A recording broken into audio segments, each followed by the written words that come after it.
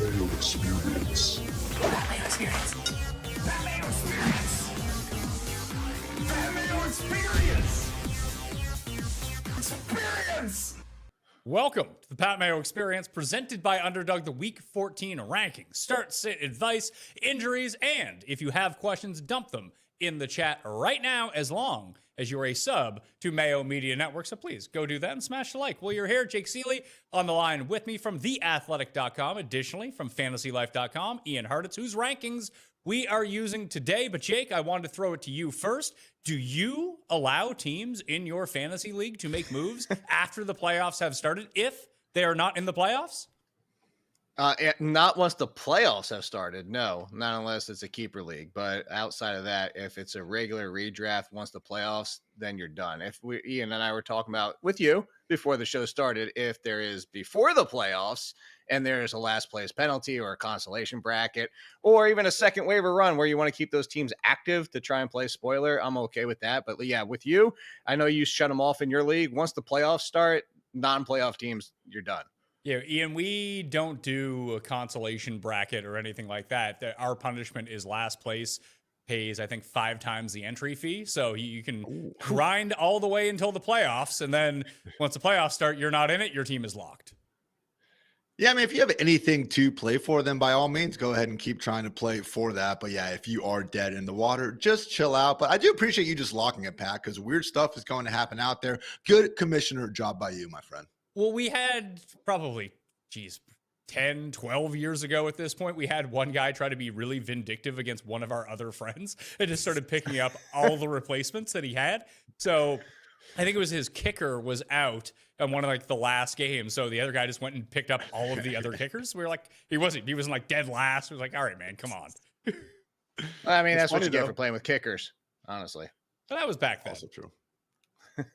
That's ages ago. But yeah, as soon as the playoffs start, we lock. But you can do whatever you want up until then. And I have no problems with people not wanting to do it that way. Or, like Ian said, if there's something to play for at the bottom, whether it be a punishment or whatever it might be, then yeah, I could see that. But we lock our last place, like regular season last place. That's it.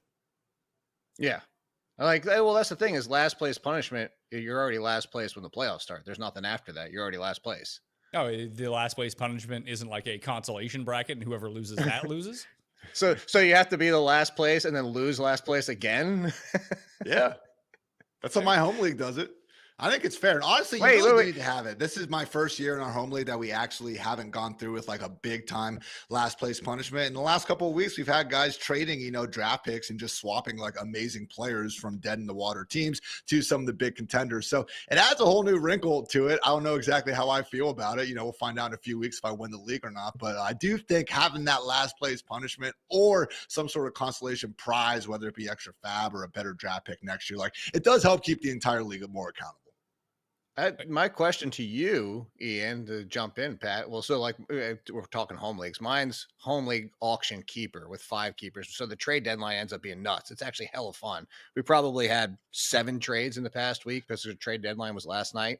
But does the consolation bracket winner end up being last place? Like, is it the one where the low score advances, or is it the consolation? Like, how do you work your consolation bracket? Because I've seen it work like 5 different ways. It's just the losers play the losers, and then whoever loses the loser matchup ends up. Yeah, being so the the loser is the one that advances. So it's the loser of losers in the consolation bracket is what you're saying. Yeah, it's my head's in a pretzel thinking about it, but I think we're on the same page. You understood what I was asking, Pat, right? Yeah. I get what you're saying, but I think what Ian's saying is that you just run a normal consolation bracket, and whoever loses just goes to the bottom. Yes. It's not like a reverse bracket for losers. Okay. Well, I've seen it done that way. That's why I was asking.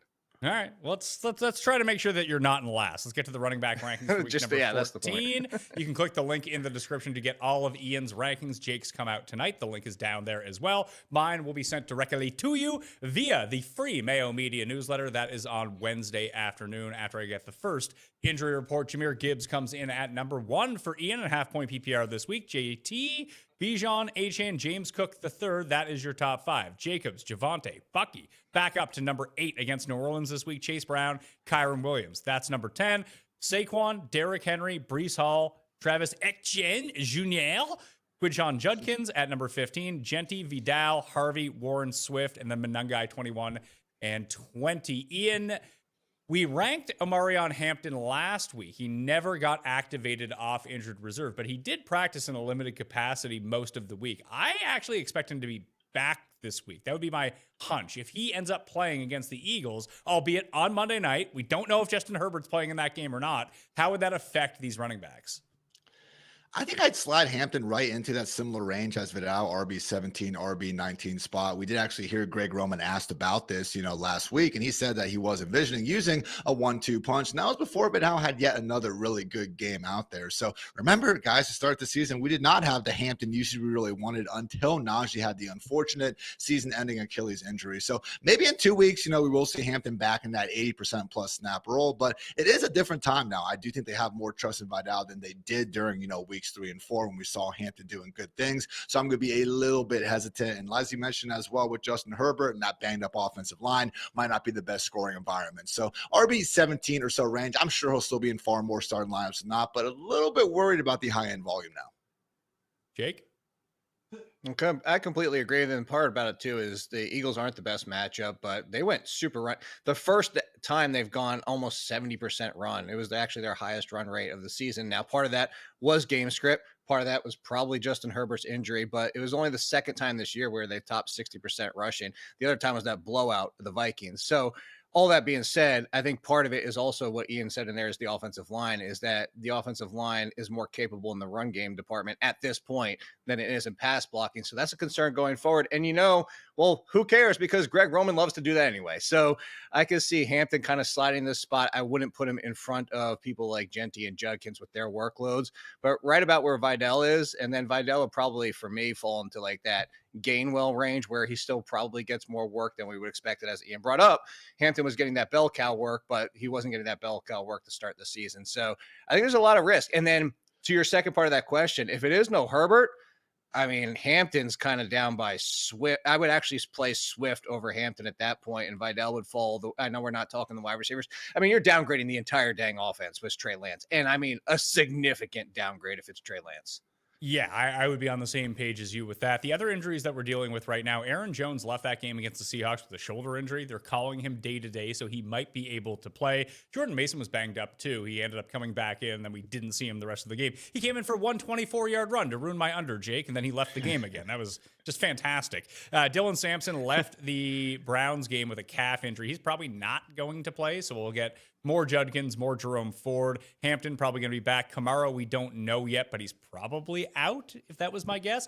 Trey Benson and DeMercado, Jake, are two that DeMercado got ruled out pretty early last week. Benson's been on the comeback trail now for weeks, yet we still haven't seen him play.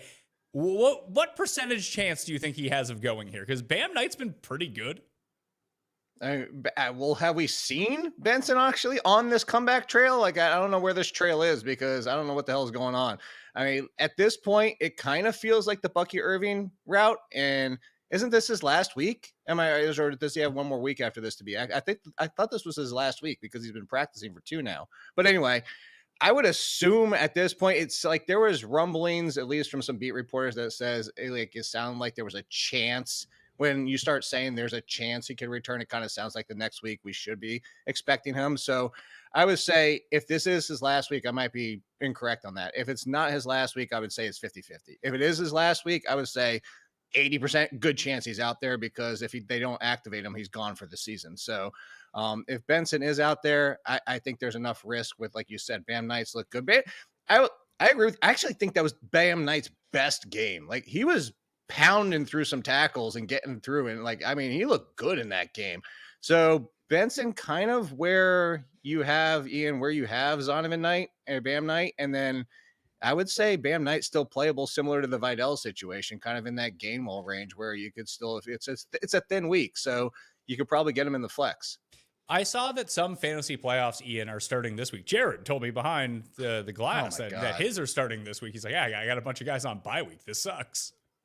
Don't do that. It does suck, man, and it's how it goes with some of these. I get it, some of the bigger ones where you need to have like a multi-week tournament after you actually settle like your, kind of 12-person league. I get why they do it, but yeah, man, in my, just very sick and twisted 32-team league, I'm very happy the boys made it out of the wild card round, but we have the Patriots DST, and now we're just on bye, and we're kind of screwed in the divisional round. So I was gonna say, didn't you start the playoffs in week 8, Ian?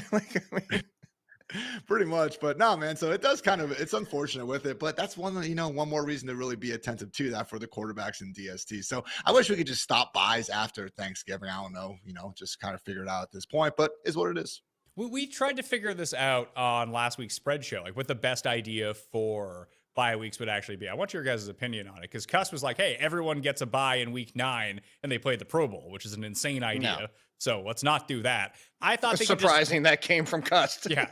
I feel like they could either should package both divisions, like both East together, put them all on bye. Both South together, put them all on bye. Like, it's a big bye week, but then you're done. You only have 4 bye weeks the entire season. Make it like 8, 9, 10, 11, and then be done with it. I'm more with that, or the alternative for me. I was actually going to, like, mine for you, Pat, is similar, is that 8 bye weeks of 4, one division at a time, go from weeks 5 through 12. You're done before Thanksgiving. But I actually like yours better because it is huge. And I don't know if you would get the networks to go with that, which is the issue, but like having that would actually suck for us in fantasy, by the way. 8 teams in a bye. We'd be starting Ian's players. Yes, it'd be a lot of fun, Ian. I'm down for that, because again, I don't think teams that get an early week 4, week 5 bye feel good about that either. So the more we can condense and get all those kind of in the middle of the season, I feel like when buys are supposed to be ideally in the first place, man, I'm cool with that. Yeah. Question from the chat says, is Malik Davis the handcuff, Jake, for Javonte Williams? Is he worth stashing? Yeah, at this point, because there was a chance Phil Moffitt could come back and be the one, because it's obviously not Jaden Blue. It's obviously not any of the other options they tried to trot out there. It is Malik Davis, and, look good on a couple of those runs. I don't think he would be as good as Javonte, but yeah, he is the backup plan. It would kind of fall into the Vidal situation where, like, hey, he is the next man up, so you have to go for it just in case. Like Devin Neal. We got a RB3 performance out of Devin Neal, and that's what I would probably expect from Malik Davis. Ian? Yeah, he is the cuff, and honestly, it's just a part of being in that offense. I mean, yeah, Devin Neal only gave us an RB3 performance, but he's also playing for the Saints. So if we did have, Malik Davis taking that Javonte role, could they elevate, Phil or Jaden Blue or one of these other guys, sign someone off the street? Sure, but I think Davis has made the most out of his opportunities. He's been on the Cowboys for a couple of years now, so I think they relatively trust him. So, man, 15 touches in that offense. If Jake's getting 15 touches for the Cowboys, I'll find a spot for him in my top 24. How do you feel about the Panthers' backfield moving forward? Do you think that Chuba is going to be the starter in the playoffs? They have horrible playoff matchups outside of next week when they play the Saints. I think you should just probably wait and see what happens in week 14. If you got to play one, you got to play one. But I wouldn't rely on any of these guys. Yeah, man. I think if I had to try to rank them this week and everything, they'd probably be a little bit less than the Bears running back. So I have Swift and, Monunga as RB20 and RB21. So it's unfortunate. But that said, guys, you do look at the numbers between these two. And as much as Rico was dominating early on in the year, Chuba actually has been the more efficient rusher ever since they actually handed the job over to Rico before that Packers game. So obviously was playing through that calf injury. We've seen Chuba be a good running back for a few years as well. I don't think it's an egregious real life decision to be splitting this more down the middle. So I understand we can get all pissed off because the workload isn't going to our fantasy running back of choice. But from the Panthers' point of view, it makes sense for them to ride that hot hand, and it has been Chuba lately. At the Saints, Jake, then home Tampa, home Seattle, at Tampa to end the year. Yeah, it's not, as you mentioned, not a great schedule for them, but I think this kind of falls into it's the better Titans at this point. It's just now a split backfield. And part of it, I will say, is that Dowdle is not known to be as good of a pass blocker as Hubbard is, and you were facing the Rams, so you had that aspect already when you want to face somebody like the Rams, which probably goes into facing the Bucs with their defensive line. So that's part of it. And then Hubbard looked good in that game, and I think that's what Ian's saying is you got the hot hand approach. This is the Bears. This is earlier this year, the Seahawks. It's frustrating for us because we want, just give us one clear option, but there's a lot of backfields where we don't get that. So I think that going forward, if this was they were playing this week and not on a bye, I probably have them both right where Ian has kind of the Bears guys almost back to back in that kind of Kenneth Walker range, which, by the way, I'm not as concerned. I know we're not we're answering other questions and not really picking apart Ian's ranks. I don't know. I guess my question to Ian is, are you worried about Kenneth Walker? Because I feel like those touches for Charbonnet was a lot of that game script and that they didn't really need Kenneth Walker at that point. I mean, it's been a nice trend for him overall, really, ever since they got back from the bye. But at the same time, Jake, as we continue to see, they finally do get inside the 10 or 5-yard line. It's just Charbonnet back out there. So it's just such a weird role. Like, imagine how much probably more we would have been willing to draft Kenneth Walker, knowing how actually good the Seahawks offense has been this year. Just hasn't unfortunately worked out. We usually don't see goal line rules this extreme in the NFL, but Seattle has been willing to do it. So I will say, though, guys, Charbonnet this year now, like earlier in the year, we can make a much more compelling argument. Like, what are we doing? Walker, he's been better in every single, efficiency stat we can find. Charbonnet has been playing some better football over the past 6-7 weeks. He actually has, kind of missed tackles, forced numbers up there with Walker at this point. So Chard playing a little bit better. It is frustrating. I hear you guys, but Walker, literally he has like 1 touchdown in 8 weeks, and it came in this fluky situation where they just needed to get a snap off before the 2-minute warning, and he happened to be on the field. So unfortunate, great running back, but yeah, man, Chard's going to keep eating up those fantasy friendly goal line touches.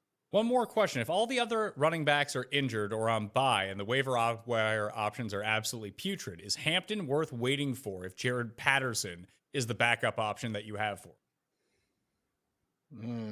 No, because Jared Patterson only got, that was a game script situation. Jared Patterson hasn't been getting much touches, anything close.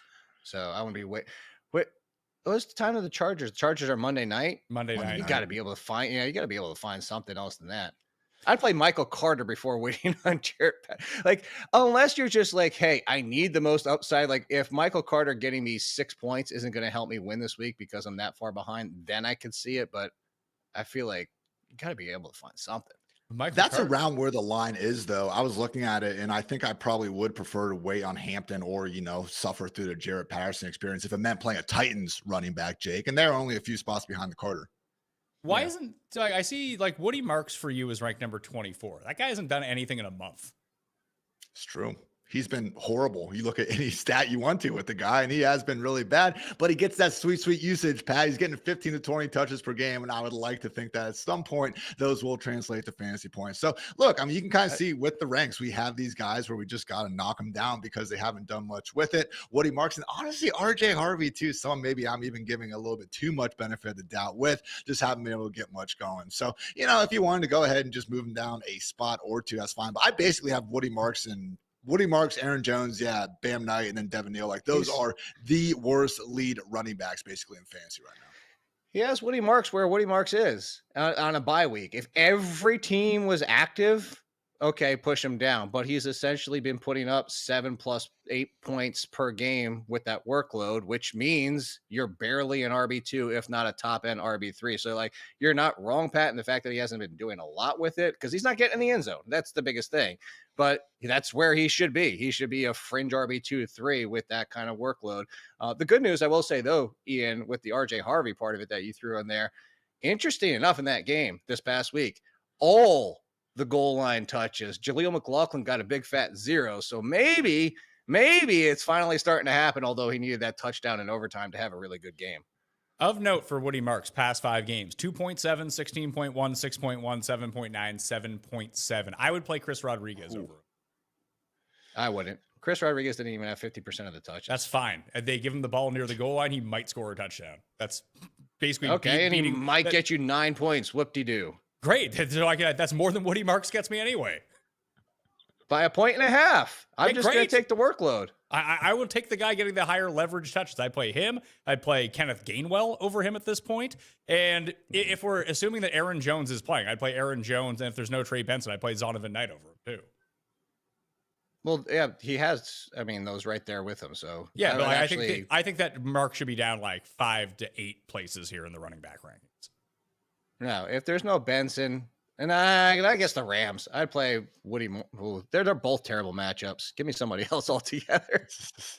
Play a wide receiver in your flex instead. There you go. There we go. Should Corum be higher with the workload that he's getting?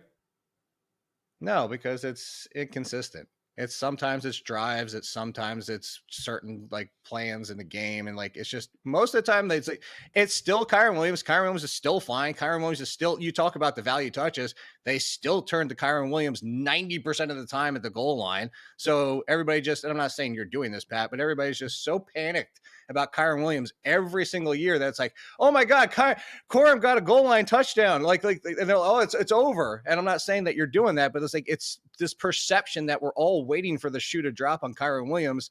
And Kyron Williams is just Kyron Williams. This is just who he is. He's a fringe RB1, and he's going to remain a fringe RB1. More questions about running backs in the chat. Do you see Isaiah Pacheco taking over the backup with the Chiefs, or the split continues? I think it's just kind of Kareem Hunt now for the foreseeable future. Awful matchup this week, though. Kareem Hunt until he falters, basically. But he's got a very small window because, I mean, we've seen this before. As soon as Kareem Hunt has a bad game, they're going to give Pacheco the opportunities again. Hunt's been good with his opportunities, to be fair. I mean, in his short yardage, 3rd and 1, 4th and 1. I think he was like 25 for 28 or something going into last week. So pretty freaking efficient there. And no, he hasn't been the most explosive guy, but neither has Pacheco. I mean, it's just a situation where I think we got used to Pacheco being that lead dog, but all the familiarity over the years with Kareem Hunt has ultimately gotten him that. So Brashard Smith is out here finally averaging 3 yards per carry, guys. Took 13 weeks, but Brashard Smith got up there. So I think it's Hunt and then these other guys. So, 13 to 15 touches, you can only move that sort of guy, too low in the ranks when you are playing for the Chiefs. But it is a tough matchup for sure. This one is going to be injury dependent, obviously, but who is the best backup for Dinosaur Neal in case Kamara ends up playing? Is it Corum or Bam Knight? The answer is clearly Bam Knight unless Benson plays, right? Yeah. That's really what it comes down to. What's the question? Just if Devin Neal doesn't play, or if Kamara plays and then you can't play Neal, would you be better off turning to Corum or Knight? It's Knight, but if Benson plays, it's probably Corum. Yep, yes. Spot on. All right, one more. I traded Henry, Stroud, and Franklin last week for Pierce, Javonte, and Dart. That's not even a fucking question.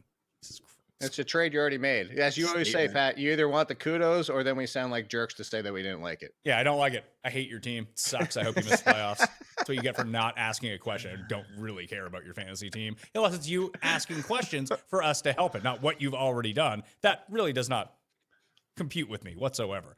If Aaron Jones doesn't play, how far would you move up Jordan Mason against Washington? Like, would he leapfrog Jaylen Warren and DeAndre Swift or be just behind that?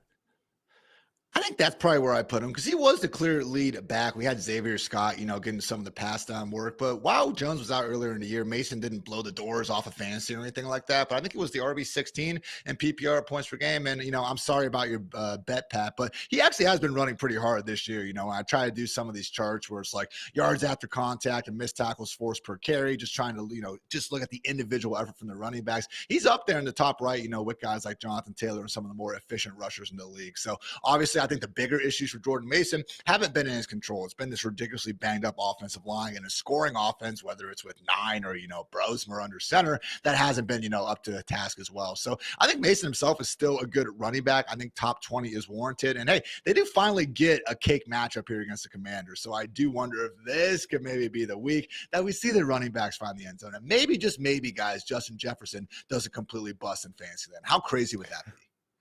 It'd be so sad for all those teams that are 3-13. I would say finally get a boom. For Mason, Pat, I would be tempted to put him over Gentry going against the Broncos. Like, that's how, like, the volume of Judkins against Tennessee, I'm taking that all day long. And honestly, I could see pushing ETN down 2 spots only because for all the concerns about Kyron Williams, I mean, Bashal Tutin has turned into the goal line back for the Jaguars. I know it's been 2 weeks. It's been alternating weeks. So 3 games ago, it was Tutin at the goal line. Last week, it wasn't, and basically they didn't even go to Tutin, and then they did it again this past week. So I get the inconsistency, and I'm with you. And we've been like, hey, campaigning that, hey, let's give ETN more respect this year. But I could see Judkins going against Tennessee over ETN, and then Mason with no Jones. I would be tempted to play him over ETN too, but that's the range, like a high-end RB2.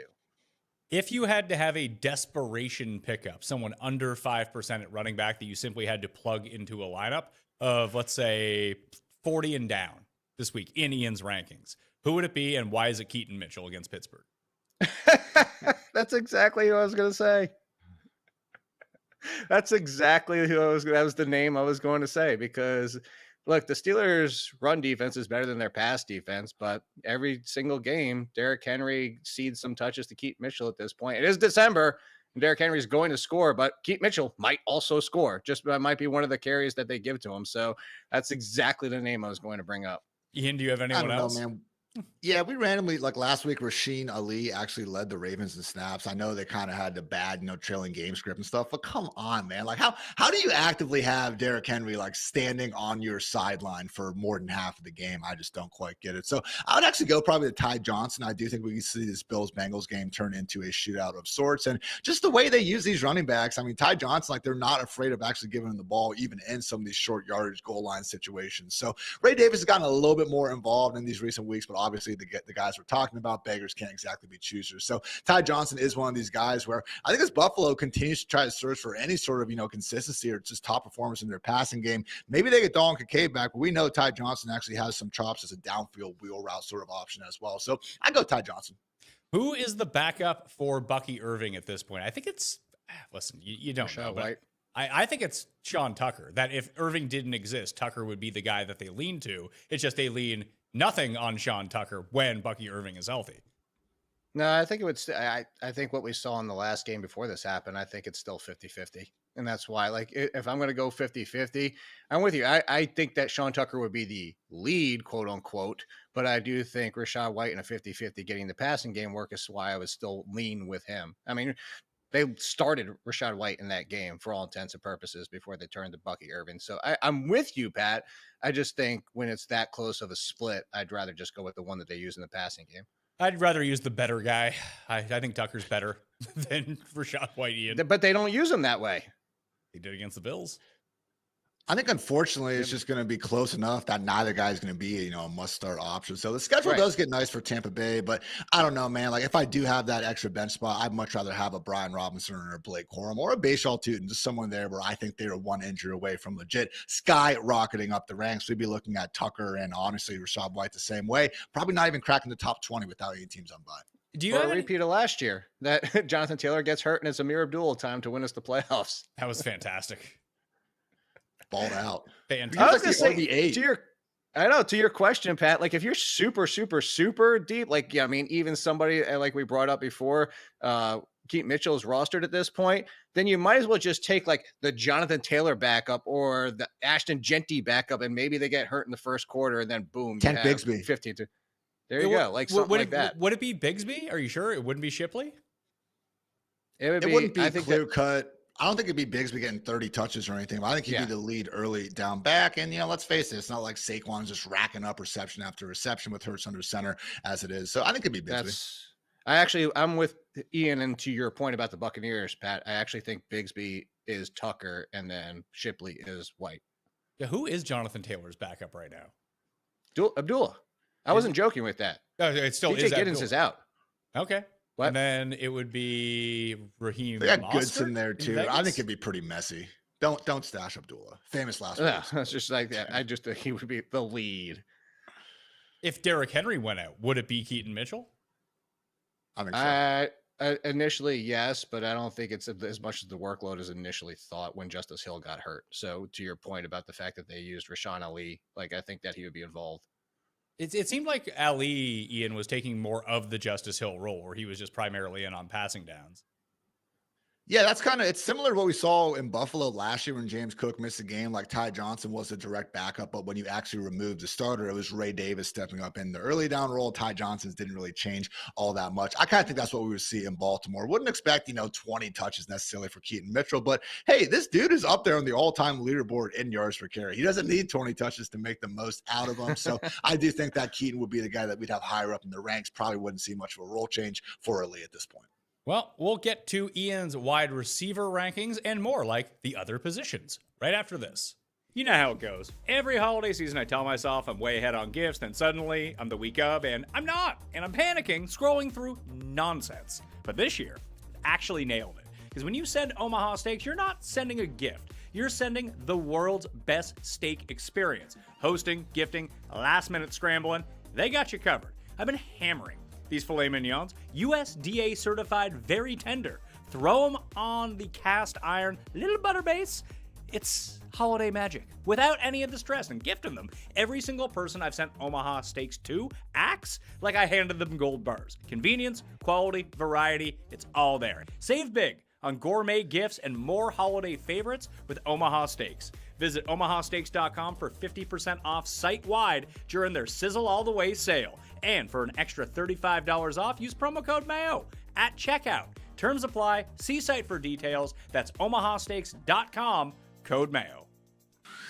You know how much time I spend researching bets and lineups and shows and getting everything ready for you? So when it's actually time to sleep, I need it to count. That's why I switched to a Helix mattress, and honestly, game changer. I have Helix mattresses all over my house. My wife and I have one. The guest room has one. My kids have one. I got a kid on the way, and eventually they're going to have one too. Even Jared over at the studio, living there, I got him a Helix mattress as well. Populated with Helix, you need to do it too. I used to wake up with a stiff back and night sweats. Now I just sleep through the night. No tossing around, no overheating. It's just comfortable and supportive. I took their quiz, I tailored it to myself, and boom, I got exactly what I needed from the mattress I deserve. I think you deserve a nice one too. So go to helixsleep.com/Mayo for 27% off and exclusive to Pat Mayo Experience listeners. That's helixsleep.com/Mayo for 27% off. Make sure to enter my show name after checkout so they know I sent you. helixsleep.com/Mayo.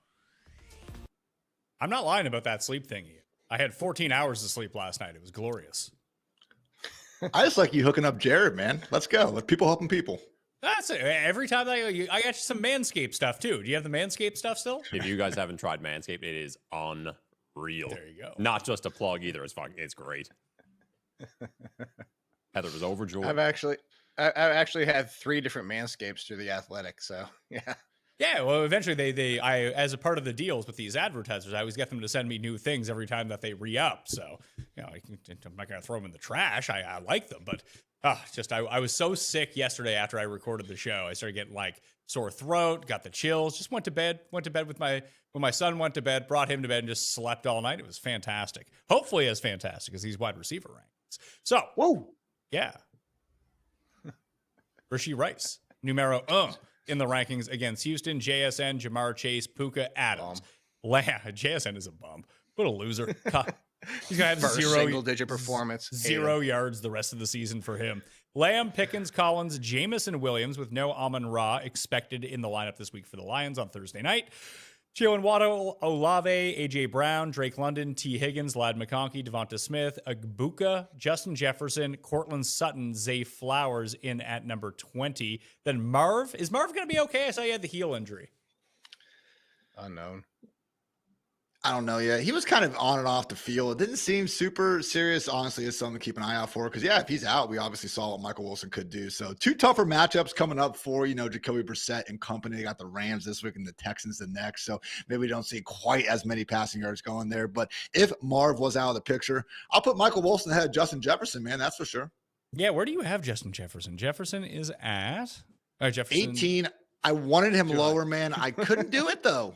All right. Cortland Sutton, Zay Flowers, like these other guys have wards too. I know, but they're facing Washington. Justin Jefferson's so good. Please, McCarthy, get one of the best wide receivers in the league. One good game. That's all we're freaking asking. Here's how you do it. Jake, let's play the game. Let's play the game of who we would start over Justin Jefferson. Okay. That is below. I'll go first. Zay Flowers. No. You have to pick now. Oh, that I would take Alec Pierce. I would take Christian Watson. I would also, so I'll take Michael Pittman as well. I will take Jacoby Myers. I'll take Terry McLaurin, 100%. I will take, do I want to take Roma Dunze? I feel like that's a real toss-up. The Dunze's been awful. It's the schedule, and there's just a multitude of options. Caleb Williams isn't even throwing that much. I would take Jefferson over Dunze at this point. Would you take Brian Thomas? They not yet, not until they get him back. I don't know if it's because he's not 100%, but they did not use him as the number 1 in that game. I would probably you constantly rank Cortland Sutton so highly. I think I would still go with Troy Franklin on a week to week basis. Pat Bryant ran as the 2. Job snatched. Yeah. Hey, every week, Pat Bryant, longest reception. He's the new Alec Pierce. He fits. This is what I was saying about when they drafted him is I didn't love Pat Bryant, the player, but I loved his landing spot for his skill set because he's Michael Thomas. He's Marcus Colston. He's never going to be a 1. He's never going to be a 2. I want to make that clear. I'm talking purely about what he does. And Sean Payton wants that role in his offense. He wants that big slot option. And he immediately not immediately. He usurped him after the bye. I don't think I agree with you, Pat. It's Sean Payton. Like, this could go any given week. It's going to rotate. Cortland Sutton's the only one we could trust. But I have enough concerns of Troy Franklin now that he's using Pat Bryant in that role. How about A.D. Mitchell? Oh, like all day long. He is A.D. Mitchell. 2 straight games, 7 targets. All his fault in the first game. Half and half in the second game with Tyrod Taylor. The connection's finally there. They went to him 3 games in a row trying to and making him the number 1 option against Miami. He should be in the conversation of I'd say almost not quite a Christian Watson, but those boomer bust wide receiver 3s or 4s where you might get 18 and you might get 2. He's lesser version Alec Pierce. He's Alec Pierce if Alec Pierce was on the Jets.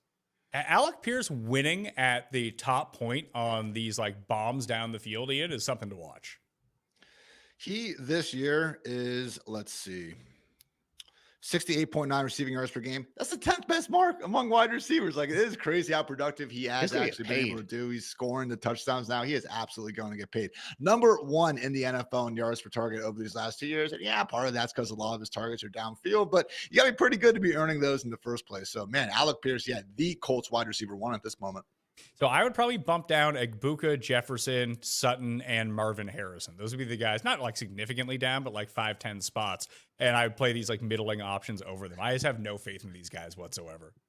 I will say kind of if we did the circle of trust game, I think it probably is right after Devonta Smith. I just start losing a little bit of faith. So even though I have Jefferson ranked ahead of those guys, you guys were really slandering the man with, I can't understand it. It does start to get to a tier. The one thing I will say with A.D. Mitchell, okay, the targets are there and I get it, but let's pump the brakes a little bit on that, alleged week 13 breakout. Okay. Cool touchdown, first of his career and everything. The cornerback fell down on an underthrow from Tyrod. And then every single other one of his catches, guys, were just big time off coverage and Tyrod hit him for 8 to 10 yard games. So I don't know. I've liked A.D. Mitchell a lot over the years and everything. 2 years. Okay. So not going back, a decade or anything like that. I know he can separate and stuff, but just again, one performance. I'm not ready to, go all Dennis Green and crown his ass just yet.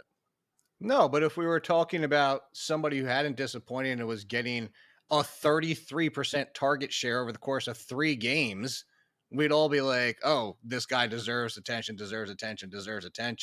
It's more so if we didn't know who A.D. Mitchell was and didn't see the inconsistency with his hands, what's the difference between Quentin Johnson at the beginning of this year and A.D. Mitchell now? And that's really what he, at least I understand what you're saying, Ian, but he's the one. He's the and it is the Jets offense. It is Tyrod Taylor. And you don't everything you're saying is a valid point. But I'm just saying, he's lesser version Alec Pierce. And for me, that deserves wide receiver 3 conversation where I think, by the way, I didn't even see him there. I would push up Chris Godwin. He looked healthy in that game. He was separating with ease in that game. Where you have A.D. Mitchell, I'd bump him a few more spots just over Debo at this point because Debo doesn't look 100%. And at Xavier Worthy against the Texans, why do we keep, not you, Ian, but why do we keep ranking Xavier Worthy as anything? He hasn't done anything this entire, what was the last time he had a double-digit performance? Week 3 or 4? Xavier Worthy, just throw him away.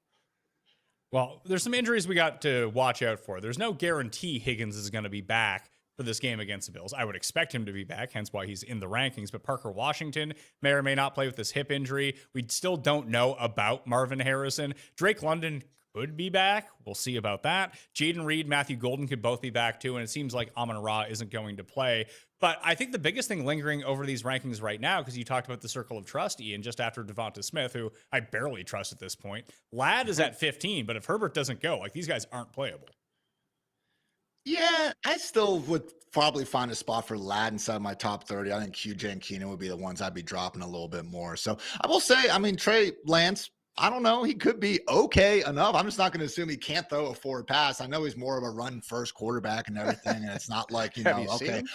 Obviously, it's a drop off from Justin Herbert, but I don't know, man. Like just in terms trying to like do the projection thing, okay? Like we probably with a healthy Justin Herbert, we're saying like 240, 250 passing yards, I would imagine, in that matchup. So when you go to Trey Lance, more like a Tyrod Taylor, like 180-ish probably. So again, it's one of those situations where, yeah, we move him down, but I don't think McConkey becomes completely unplayable. It's more so the Gadsons, the Quentin Johnsons of the world where, yeah, I'm taking the other guy in close start decisions with them.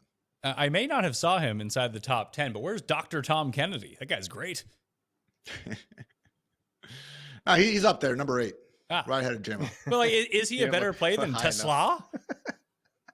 I don't think so. Tesla, man, he's just honestly made just 10, 11 targets this year. He's got 3 touchdowns, 100 yards on it. So I think he's been pretty, honestly, man, that was the guy where I thought you guys might be coming at me saying, we got to move this dude up. Just given that matchup, Cowboys' worst defense in the league against wide receivers. Tesla would be the guy where honestly, if you wanted to say, oh, Alec Pierce, Christian Watson, Isaac Tesla, I do think if we do see a multi-week absence from Amon-Ra, one more good game from Tesla, that's probably where we're ranking him next week. Well, Jake, I will say I would be curious about the snap counts and where these guys lined up on the field, because it did seem like, because Khalif Raymond was out as well, that Kennedy just kind of stepped into that Amon-Ra slot role and the other guys kind of stayed the same. not even so much that. You brought up the name I was going to caution people with, is that this team just loves Khalif Raymond. If Khalif Raymond is playing, I'd be majorly concerned about Tesla. I would actually, Khalif Raymond playing, I would probably slide Tesla back to like Keenan Allen, just because it's the risk of, or it's the upside. It's the touchdown or bust basically at that point, because it's like all these other teams with like the Giants with Isaiah Hodgins and Darius Slayton, your guys, boy, like they just love some of these teams, just love some of these wide receivers and will continue to put them out there if somebody goes down. So if there is no there's no Khalif Raymond, I think Tesla where he has them, with to your point, is that's more of an in-game adjustment. And I think Tesla against the Cowboys is worth it at that spot. So you wouldn't play Kennedy, like you wouldn't consider Kennedy. No, I think that was more of an in-game adjustment.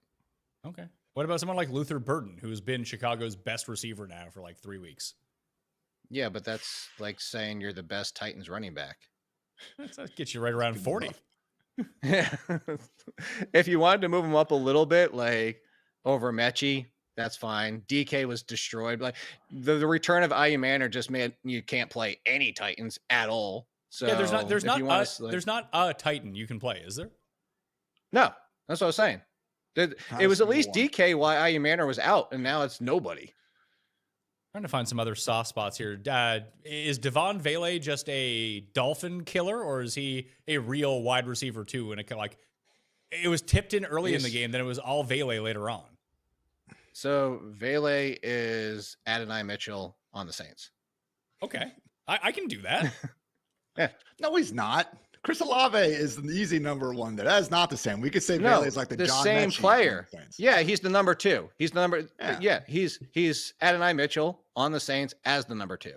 To clarify what your point is, he's the same player. He's the same player. Put Adonai Mitchell as the 2 on the Saints, and that's who he is. Like I would will play. say with- I would bump him up to like that Jordan Addison, Shakir range. Honestly, like number 40. Like I'd rather play him than Jaden Higgins or DK or Mooney or Downs or any of those guys.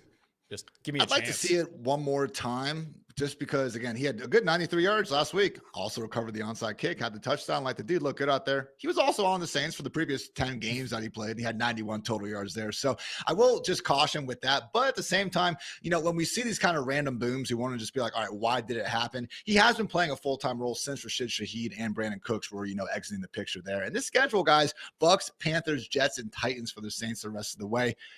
I see where you're coming from, Pat. Maybe, again, I don't know if I can go Addison level high yet, but if you want to put him up there, you know, ahead of Mechie, ahead of DK and stuff, I could see that. Well, Jake, do we know who's coming back to play quarterback for the Vikings? Is JJ McCarthy gonna play? It sounds like it. I mean, you know, already yesterday, they said that if it was a concussion situation, that it looks like he's going to clear it. Like, I mean, it's speculative because it was Monday, but it sounded like he's ready to go already. All right, let's see some of the questions. I mean, let's be honest, Pat. It was a concussion last week, so. Well, maybe it worked out for the best because they got to play Brosmer, and people were like, man, maybe JJ McCarthy's not so bad. I mean, when you go out there, and who was the one for the Raiders? When you put up a Nathan Peterson type performance, I mean, Nathan Peter it couldn't get worse. It did. I will say this reminds me a little bit of the Jake Browning stretch with the Bengals where, yes, it's bad. All right, Jake Browning's a bad quarterback, but they've also had some pretty, annoying matchups here. I mean, having to face the Seahawks in Seattle, Green Bay in Green Bay, even the Bears and Ravens defenses have been playing a little bit better as it goes on. So I guess that's kind of why I'm giving the one more chance to Justin Jefferson here.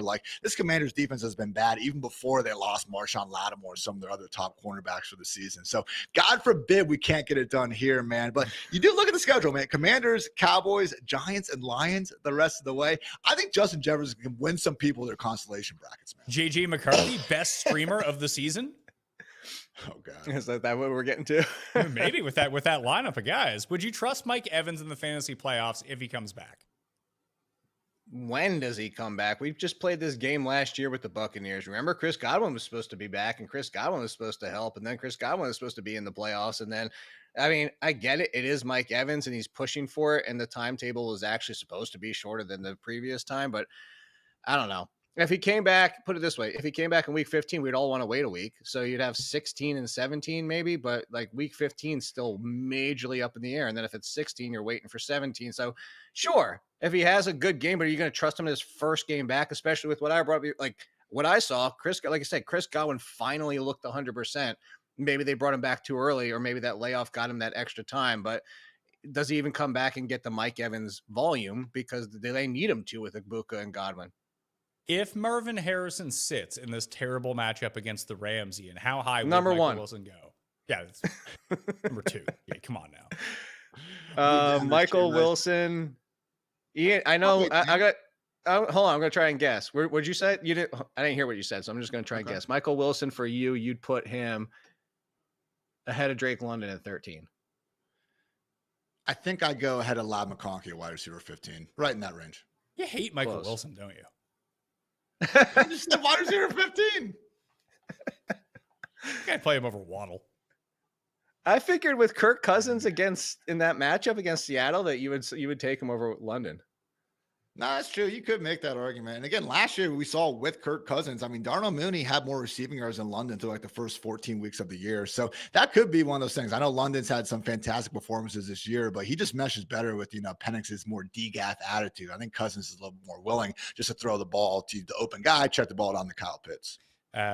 T. Hamilton does want to know from the weekend, who had the better catch, Treylon Burks or Puka? Odell Beckham. I'd say Treylon. That was sick, man. Because they showed that over 15 times. Yeah, but the Puka one was interesting because he was able to leverage the defender's hand to catch the ball somehow. It was pretty impressive. It was honestly not.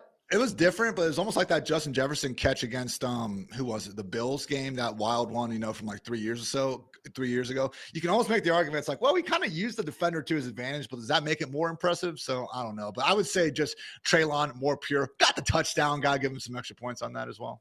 Let's see here. Oh, the chat. Mr. Nice Guy says Michael Wilson against Emmanuel Ford. No way. Sounds like you need to take his.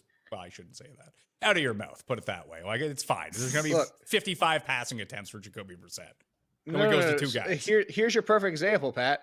Emmanuel Forbes had been a matchup concern last week. 5 for 5, a perfect passer rating, and 100+ yards and a touchdown against him. I think 2, yeah. Tough scene for him. So look, it's just playing cornerback in the NFL, man. Even Derek Stingley, who I think deserves to be in a top 5 conversation. You can find clips of A.D. Mitchell, Kayshon Boutte beating this guy, man. So look, I think it's fair, in a pure one-on-one shadow situation when you know that you're going to have a wide receiver seeing the top corner, downgrade him a few spots, but even then, man, volume wins out. As much as we try to predict these matchups, they rarely happen one-on-one for more than 50-60% of the snaps. And the heavy majority of teams run zone coverage for 70% plus of their snaps anyway.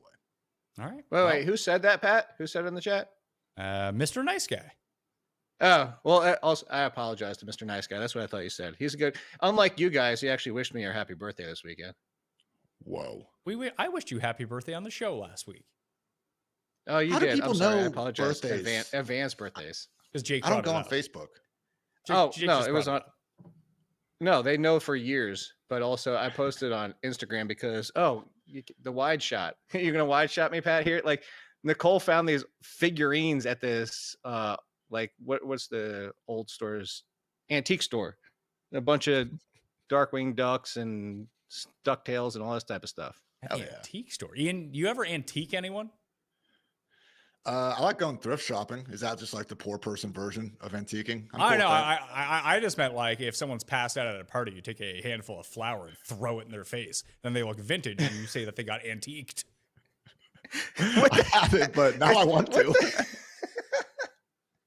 Is this what the kids are doing, Pat? And then they yell 6'7", and then I will assure you the kids aren't doing that. The kids from 25 years ago were doing that. The elder millennials I are have doing that. never Jake. heard of that one. Wow, you weren't around enough people who are passing out at parties.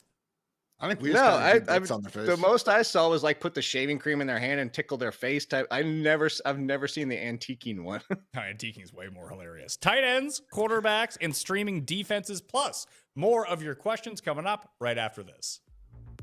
This episode is brought to you by Manscaped. Holidays, they're here, which means it's officially gift-giving season. Nothing says, I appreciate you, quite like the gift of smoothness of your balls. Whether you're shopping for your partner, your brother, or honestly, yourself, the Manscaped Performance Package 5.0 Ultra is the ultimate upgrade. This thing is a full grooming arsenal. You get the Lawnmower 5.0 Ultra Trimmer. Super precise, very reliable, and great for keeping everything neat before those holiday parties or date nights or random people that you haven't seen in 15 years that you meet at a bar when you go home at Christmas time. You want to be trimmed, all right? Plus, the Weed Whacker 3.0 for nose, ear, and eyebrow cleanup so you're not showing up with rogue hairs trying to ruin your family photos is a must. Give the gift of smooth this holiday season with the Performance Package 5.0 Ultra. Get 15% off your entire order with code PATMAYO at manscaped.com. That's 15% off with code PATMAYO at manscaped.com. Stay on top of your grooming game and be ready for anything the season throws your way. Now that I'm old, I've had to come to the fact that I just don't bounce back the way that I used to. I don't wake up in the morning feeling normal. And now that football season has started, that is absolutely unacceptable. I got work to do in the morning, and I got kids that are waking up. It's no good. But that isn't a problem anymore because I found ZBiotics Pre-Alcohol. The ZBiotics Pre-Alcohol probiotic drink is the world's first genetically engineered probiotic, invented by PhD scientists to tackle the rough mornings after drinking. Here's how it works. When you drink, alcohol gets converted into a toxic byproduct in the gut. It's a buildup of this byproduct, not dehydration, that's to blame for the rough days after drinking. Pre-alcohol produces an enzyme to break this byproduct down. Just remember to make pre-alcohol the first drink of your night. Drink responsibly, and you'll feel the best tomorrow. Go to zbiotics.com/PatMayo to learn more and get 15% off your first order when you use PatMayo at checkout. ZBiotics is backed with a 100% money-back guarantee, so if you're unsatisfied for any reason, they'll refund you your money, no questions asked. Remember to head to zbiotics.com/PatMayo and use the code PatMayo at checkout for 15% off. Tight end rankings. Question for you, Ian, first. Was Trey McBride the best pick in fantasy? Looking that way. I mean, getting the quarterback change to a guy averaging 312 passing yards per game certainly helped. Not sure we can necessarily see that coming. Brock Bowers had the injury and stuff. But, dude, I mean, since Jacoby took over, he's literally the number 2 scorer among wide receivers and tight ends. So it's been just a complete, advantage there in your lineup. So, third round? A lot of times you can probably make that argument. Yeah, third round and the opportunity cost, because I think he went third behind Bowers and Kittle, Jake, that he so outperformed both the equivalent players at a onesie position that he was going around. He has one game below 10 fantasy points this year. It was 9.1. Yeah, but I would disagree with that one. I get what you're saying, but I still think second round Jackson Smith and Jigba all day long. I mean, you didn't have to wait half the season to get what you got from him, but he would be number 2, in my opinion. Not Jonathan Taylor? Jonathan Taylor was still a first rounder. And I was actually looking at your question about, so Bowers was 1.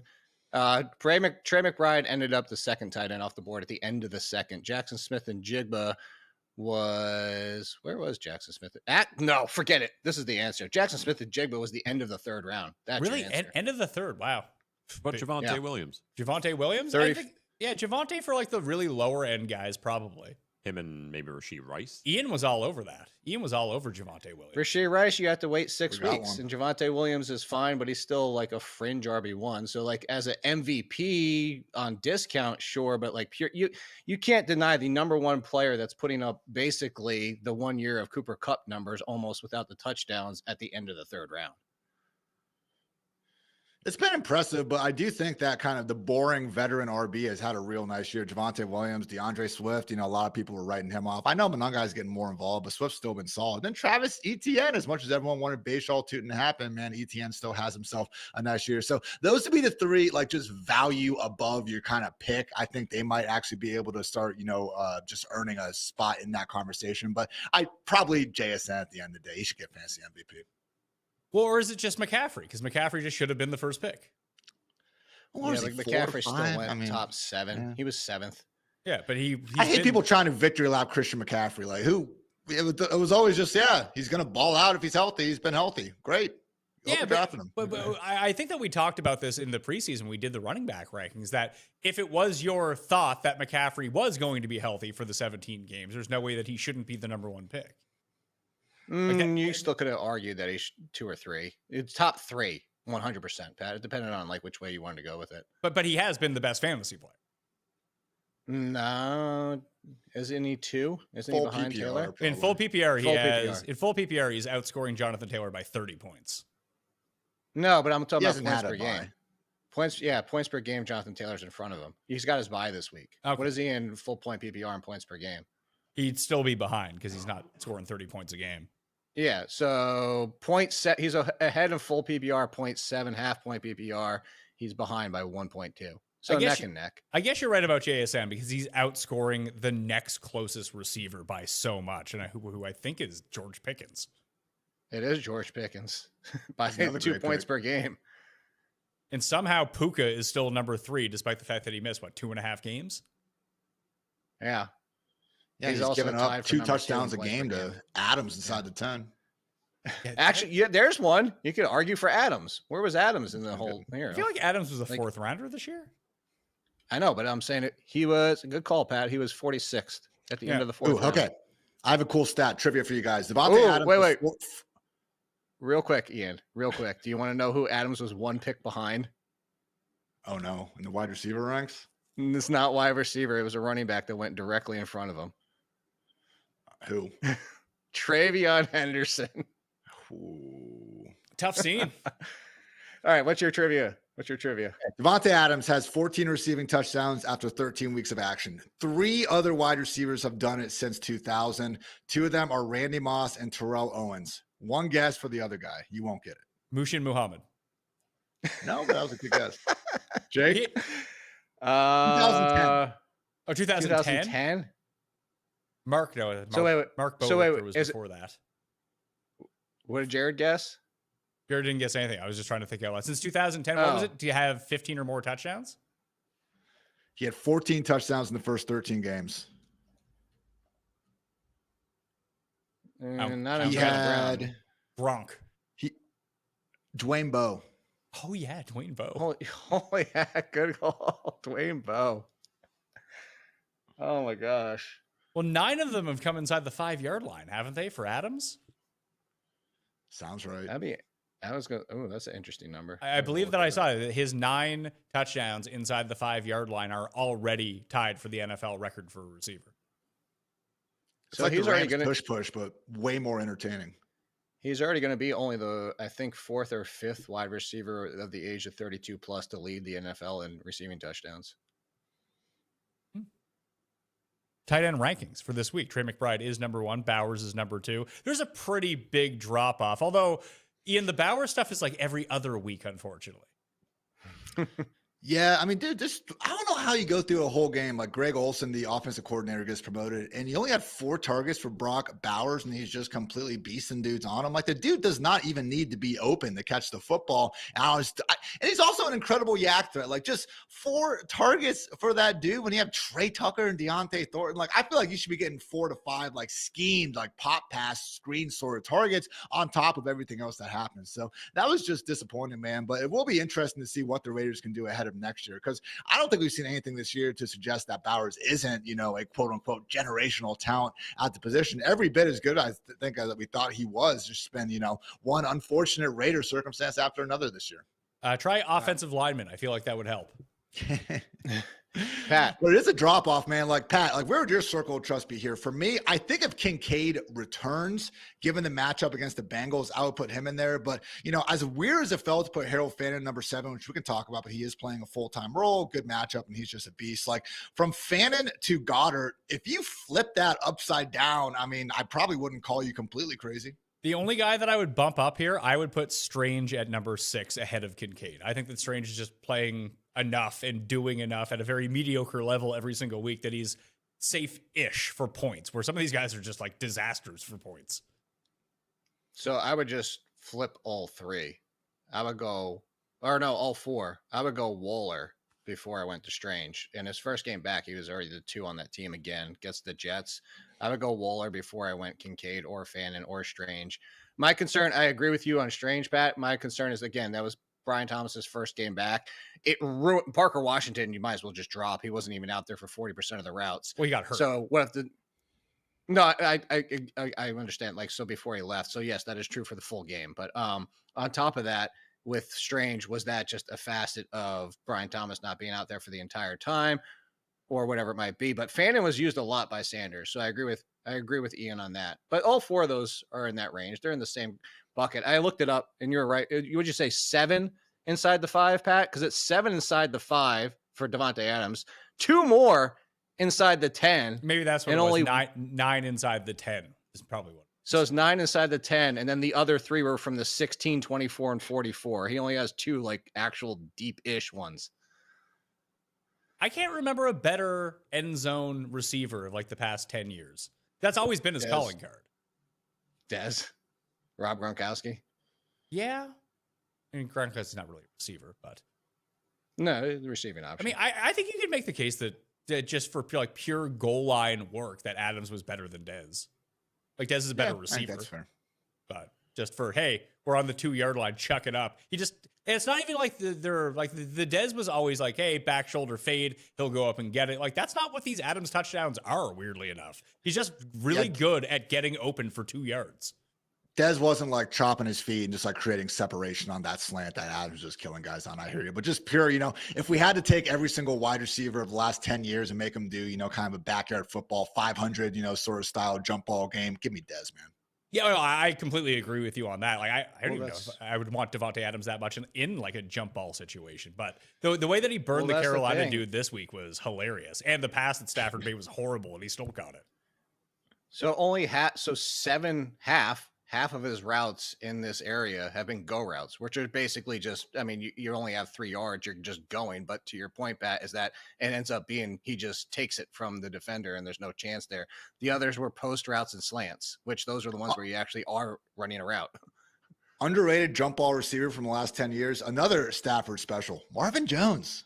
Marv was good. Never forget his 4-touchdown game. Is Gadsden playable if Herbert doesn't play? No. Okay. So that's going to be iffy. I think that Herbert is going to play, but that's me.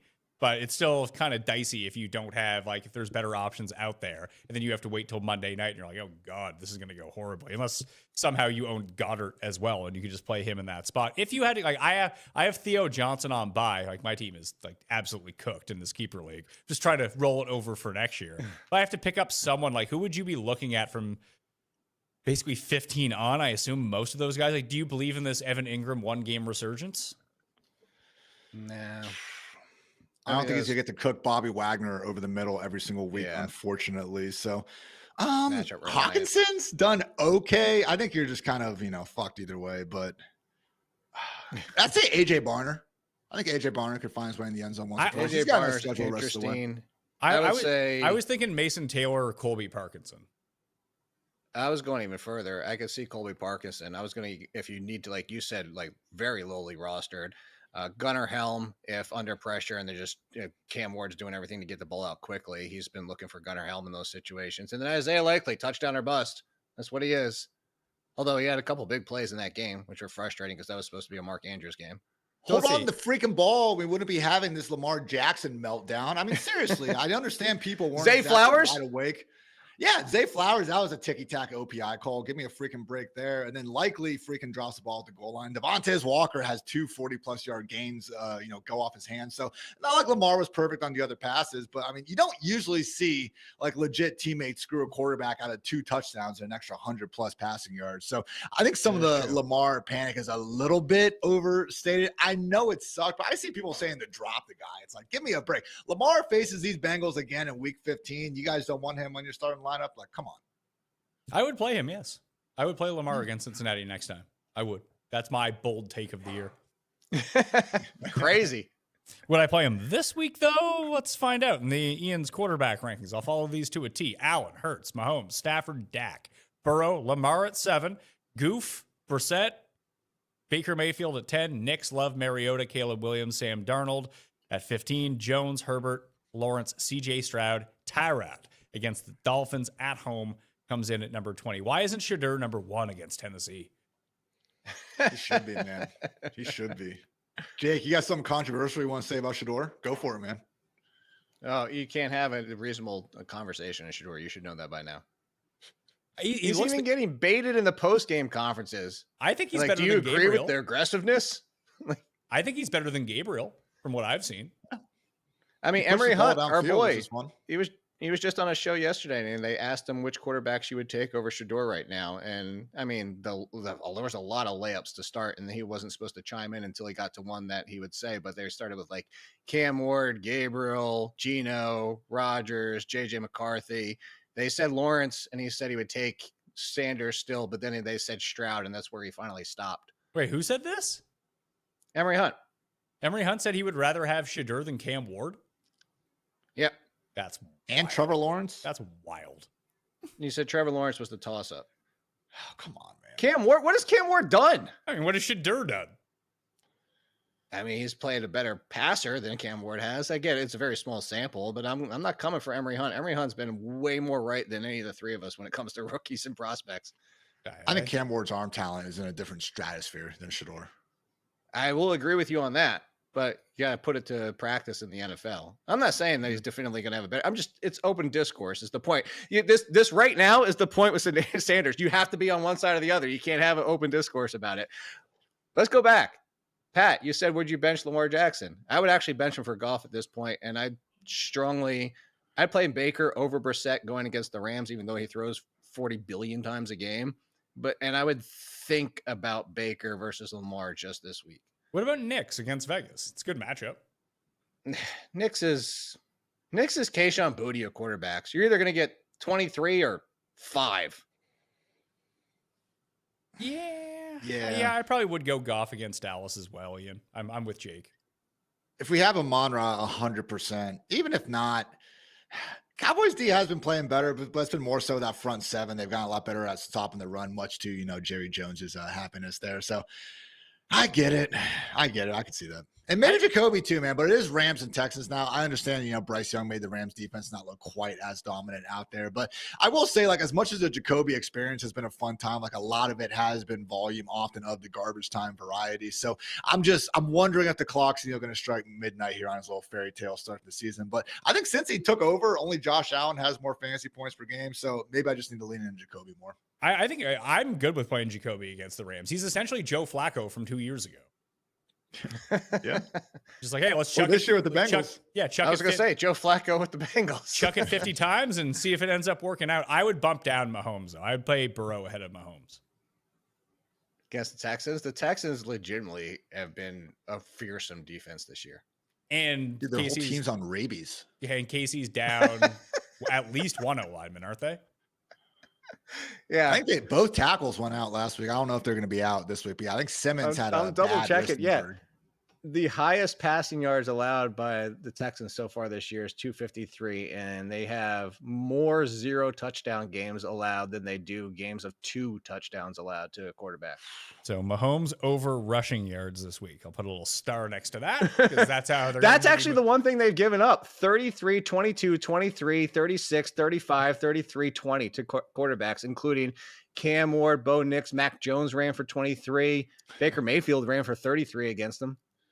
There we go. Unfortunately, if they are actually down 2 tackles, there might not be any time to run. He might just be dead. I actually like what you were presenting though, Jake, though, because I feel like a lot of times with quarterback rushing, you just end up seeing defenses that played, past versions of Lamar, Jaden Daniels. Like it just kind of gets skewed. It's kind of like tight end fantasy points against, where it's like, all right, well, not every tight end's like Trey McBride, not every quarterback actually runs. But when you do find one like the Texans where it's consistently 15, 20, per game, that actually is more actionable. So good job by you, Mr. Ciely. Defenses. I got 4 streamers for the week for you in case you don't have better alternatives. If you do not know what your better alternatives are at this point, God help you. But I got Tampa at home against New Orleans. This is under 25%. Tennessee at Cleveland. Miami at the Jets, and then the Jets at home against Miami. Don't underrate the Jets here because Tua outdoors in the cold, not good. That's the Tampa's biggest thing. It's top supposed to be one. 30-something degrees. What's that? It is. It's supposed to be in the 30s. Yeah, it's cold. Tampa's definitely the top one. Just again, the schedule the rest of the way really does continue to look nice for him. It was a good last send off from the Patriots there on Monday Night Football. Shout out Marcus Jones with that punt return touchdown. But I think Tampa gets us the rest of the way. The Chiefs are also up there just in terms of being pretty readily available. I'm not exactly terrified of this Houston Texans matchup. And again, they have the right combination of being a good enough or average real life defense. They're obviously playing for the playoff spot. Their offense isn't going to screw them, and the schedule's nice. I just get more worried with teams like the Jets and the Titans, and just these horrible teams where, the Jets defense hasn't fallen apart, but like Tyrod could throw 2-3 picks, Myles Garrett, strip sacks them, or they're not playing them. Sorry. Just could be a situation where the offense kind of screws them over. So that'd be my only concern with those other squads. Similar, the only other one I had, Pat, was the Commanders going up against J.J. McCarthy, which has been a good pick, but we're talking about just horrible real life defenses here. Yeah, I think I was going the other way in that one because they're only 33% rostered on Yahoo as the Vikings. Whether it's Mariota or Daniels, because Daniels is going to take running around opportunities. He was taking more sacks earlier this year and more recklessness this year than he was as a rookie. So I think the Vikings on the other side of that ball for being only 33%. I'm not scared who the quarterback is for the Vikings defense. I think if you had anyone to choose from, it's probably the Broncos this week. Hell, it's the Broncos or Browns would be my 2 guesses as 1 and 2. Browns. They might get 10 sacks in that game. Well, you could also really feel it and be like, yeah, I'll just use this. I'll use the Eagles and hope Trey Lance plays. Eagles have a nice stretch going too, but they're just a little bit more rostered. I will say, Pat, I want to say you actually nailed the week of this because I remember I was hyping up the Vikings like halfway through the year. Weeks 1 through 6, they were number 1 in EPA allowed per drop back, and you guys basically threw me aside and said, "Oh, come on, Brian Flores, he's just going to start crashing and the burning." Second half. Since week 7, the Vikings have been 29th in EPA per drop back. It's by far the biggest fall off in the entire league. So when you're right, Mr. Mayo. It happens. It happens every single year with Brian Flores. Although I actually thought their defense played pretty well this week. And eventually they just kind of gave up because the offense couldn't do anything. But they had the right game. They showed you a blueprint of how to beat Sam Darnold last week. They just couldn't do anything. He's had 2 stinkers in his last 3. Well, anytime the Rams were able to generate pressure without blitzing, and then they allowed them to run. Like, if you allow Seattle to try to run on you and they'll get their 3-4 yards per carry, and then you just send the heat at Darnold, that's the way to beat Seattle. Or at least limit them, is just take away those big over-the-top plays. That's what the Vikings did. That's what the Rams did.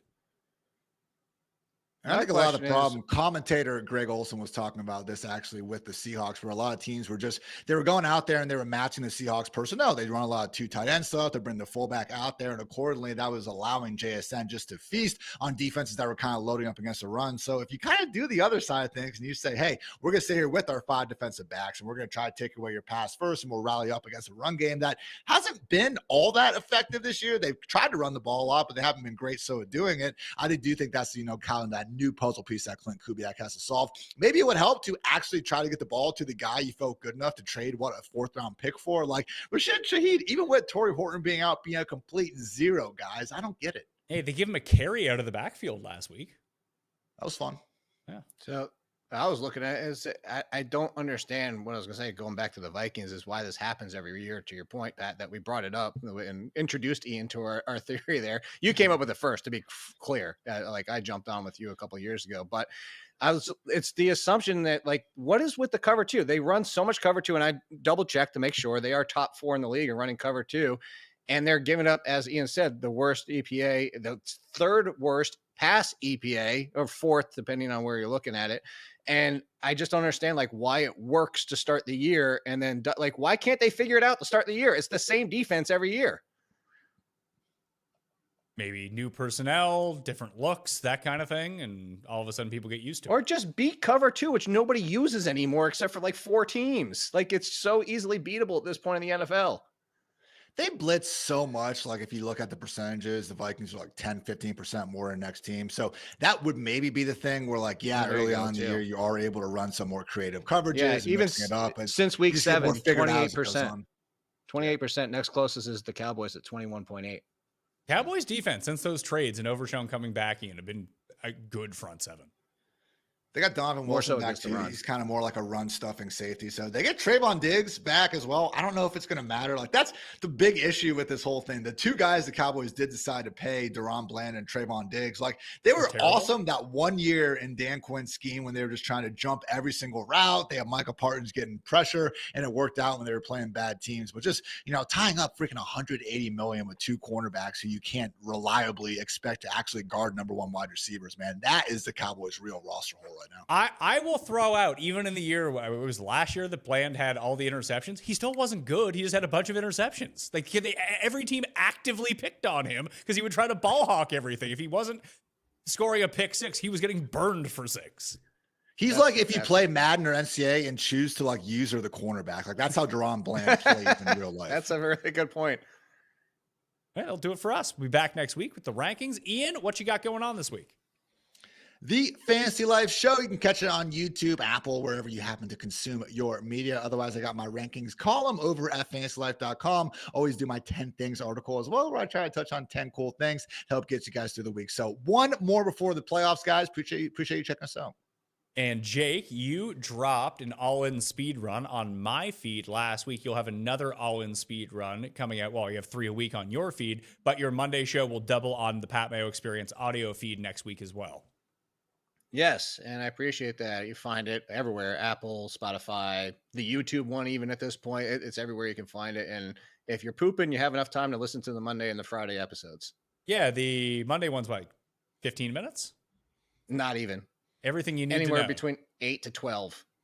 I like those. I tried to do those, but I talk too much. And they just never last. I can't get them under. You should kick up the tempo for yours, Pat. You can do that. And I try to kick up the tempo, but then my voice just sounds ludicrous. And I know that people listen at 2x and 1.5 speed. I hate those people, by the way. If you're one of those people, stop that. Not how the show is supposed. This is not how the show is supposed to be produced. Yeah, but you kick up the tempo, your 1x. voice sounds the same, not the speed. So there's 2 different things. If you kick up the speed, your voice changes. If you kick up the tempo, unless you really kick it up, your voice actually stays the same. Yeah, can't do it. Just listen to me in my normal voice. It's fine. Anyway, my ranks out midnight. Ranks out midnight at theathletic.com for Jake, up at fantasylife.com already for Ian. That's all down in the description. And the free Mayo Media newsletter will be sent to you with rankings at like 4 p.m. Eastern on Wednesday. It'll be up on 4for4.com completely free as well. Thank you all for watching. Smash the like on the way out. And I will see you next time.